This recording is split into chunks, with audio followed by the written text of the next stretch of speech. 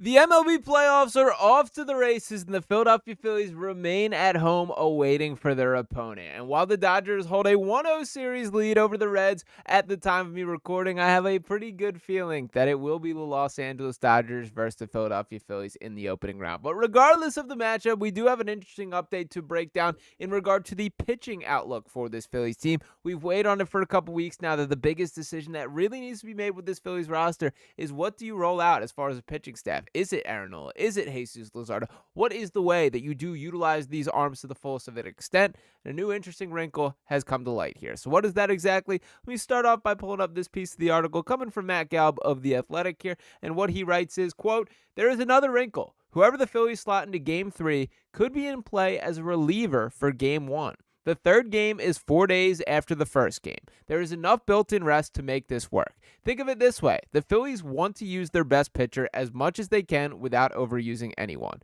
They have their 3 lefty starters, plus Duran as a closer, and then 4 trusted relievers. They would love to go through a 5-game series using only those 8 pitchers. They could expand that group in the event of a blowout in either direction. Sanchez is probably not an option at any point during the NLDS as a reliever, but the schedule will allow the Phillies to consider Suarez and Luzardo out of the bullpen if needed. Suarez famously appeared as a reliever in the 9th inning of Game 5 of the 2022 National League Championship Series and recorded the final 2 outs on 2 pitches to win the pennant. The Phillies could very well slot Suarez in for Game 3 just to add another potential Game 1 weapon. And this is something that I had not really connected until reading this in full. And to break down the Phillies schedule exactly, of course, once again, at the time of recording this, not knowing the opponent, I have a feeling by the end of the night that we will, and it will be the Dodgers there, but we'll be rooting for the Reds to at least extend it another game. But nonetheless, the Phillies schedule that we know at this point, it will be the game on Saturday at 6 o'clock or 6:38, depending on who wins the Yankee series there. Then they will be off Sunday, play Monday, off Tuesday, play Wednesday. So that is more rest than you were expecting to get from a playoff perspective and does allow them to kind of get creative to an extent here. And once it is Wednesday, Thursday, Friday, that they play 3 days in a row there,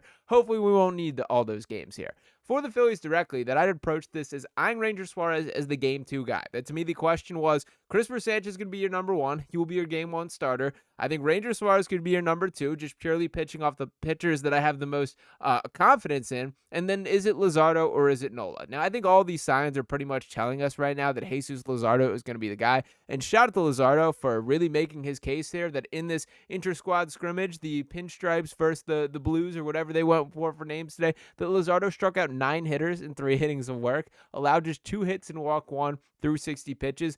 9 strikeouts out of 9 outs that he did receive is pretty good stuff here. And to me, that is peak Luzardo. That he's a guy that when he's at his best as a pitcher, it is nobody is touching him whatsoever. And it seemed like we got a dose of that today. And shout out to our guy Luke Arcaney, who is there in the building at Citizens Bank Park. I'm recording this immediately after that little inter-squad scrimmage did wrap up, and I'm sure he's going to have a ton of sound bites and quotes for us to lean on for the rest of the week here. But nonetheless, Ranger Suarez is a guy who I think has proven it in the biggest moments. Now, why I had him slotted in for Game 2 was purely in my optimism level of I believe if Ranger Suarez pitches, the Phillies are going to win that game. And why is that exactly? Because look at these postseason numbers that we've seen from him throughout his career. That Ranger Suarez, and this tweet coming from Phillies Tailgate here, says, Ranger Suarez has to be one of the most underrated postseason pitchers in recent memory. His career postseason stats, 37.2 innings pitched, has allowed just 27 hits across that stretch, just 6 earned runs and 12 walks, while striking out 40. That is a 1.43 ERA and a 1.04 whip.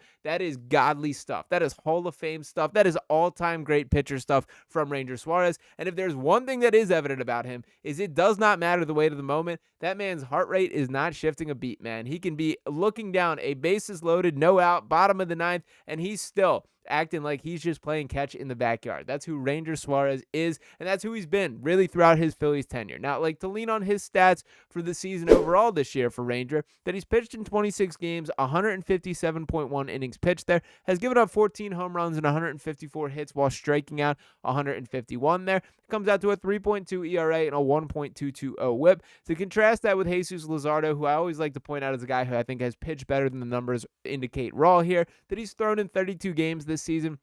183.2 innings pitched, giving up 16 home runs and 167 hits, but struck out 216 across that stretch there. That comes out to a 3.92 ERA, a 1.220 whip, so the same exact whip as Ranger Suarez here. And again, we did get a little bit of vote of confidence in Aaron Nola from Rob Thomson when asked about a potential Game 4 starter. I thought that was interesting based on the question was about a Game 4 starter, and he brought up Aaron Nola. So I think we've sort of known this for a little bit now that they're going to roll with the three lefties, but I think that is basically set in stone.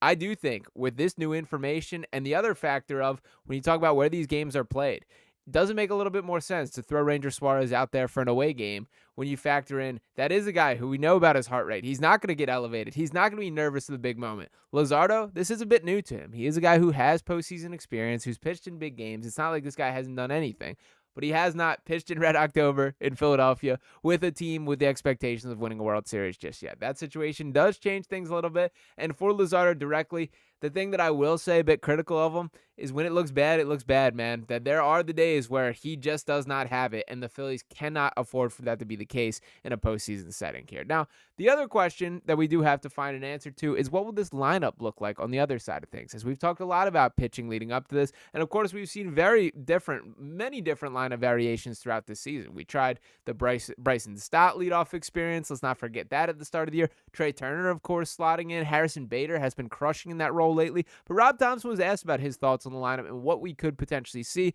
on Saturday when the playoffs do open up. And what he said over here on WIP was, quote, Trey will lead off.